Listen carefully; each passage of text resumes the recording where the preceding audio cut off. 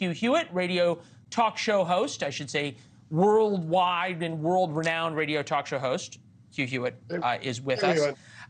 I feel silly sometimes, like we're doing the campaign's work here, because they leak a few names, as they did today, to outlets about, hey, we're getting financials on these 8 people and their disclosure forms. Then they deny they leaked on it, and then they wait for the response to sort of judge it, almost like it's the call-in meter on American Idol's 800 line.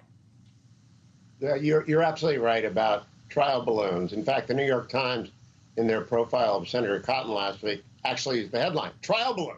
And that's what this is a trial balloon.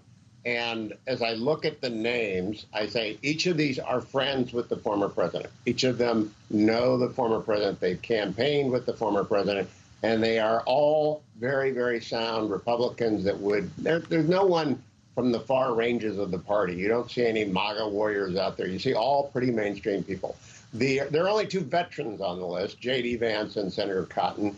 Cotton is Army, Vance is Marines. They both fought in Iraq. You got Doug Burgum, of course, who has been much touted. Have you heard that, Leland? There's a lot of Doug Burgum talk. Yeah, I've heard a lot of Doug Burgum talk. I've heard a lot of Ben Carson talk.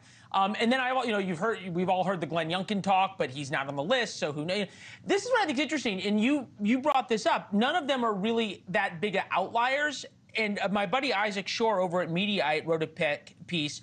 What they said then, ranking Trump's VP picks by how brutally they once trashed him. Does that matter at all? No. Because Donald Trump realizes that everybody's got a memory that's even worse than Philip Reen's or President Biden.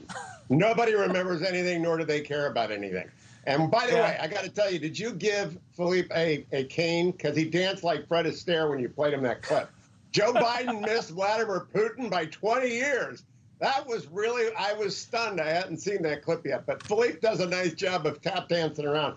Look, the only one on here who I just don't think makes sense is the nicest man on there, Dr. Ben Carson, brain surgeon extraordinaire, wonderful Secretary of Housing and Urban Development. He's 72. Yeah, no, look, and there's the one thing about Ben Carson, though, is he doesn't upstage Donald Trump and is unable to in any way. There's another way to look at this, right? Almost the Hippocratic Oath. First, do no harm. Something John McCain certainly did in 2008 with his pick of Sarah Palin. Take a listen. You know, they say the difference between a hockey mom and a pit bull? Lipstick.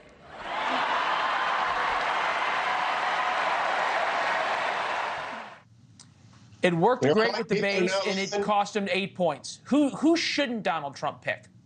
Well, he shouldn't pick whoever Steve Schmidt and Nicole Wallace suggest, because they're the ones that foisted Governor Palin onto John McCain. Look, you said it. Do no harm, number one.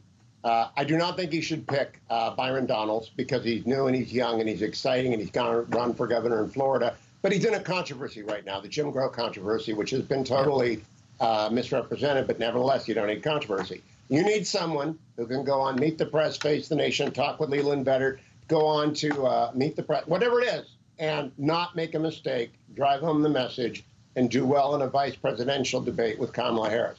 I think Senator Cotton, Senator Vance, very easily done. I'm going to put the betting odds up real quick. I'm going to put the betting odds up. This is how much it is. If you bet this amount, you get $1 is the way the predicted odds work. All right, who are you going to put your money on? I'm putting my money on Burgum. And I'll tell you why.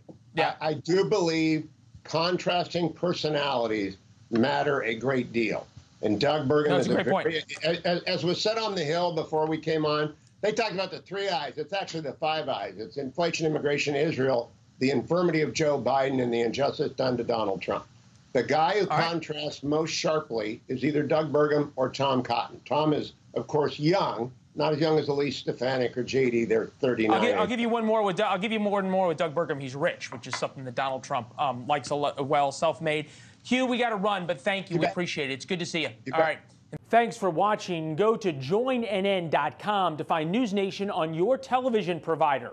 And don't forget to click the red subscribe button below to get more of NewsNation's fact-driven, unbiased coverage.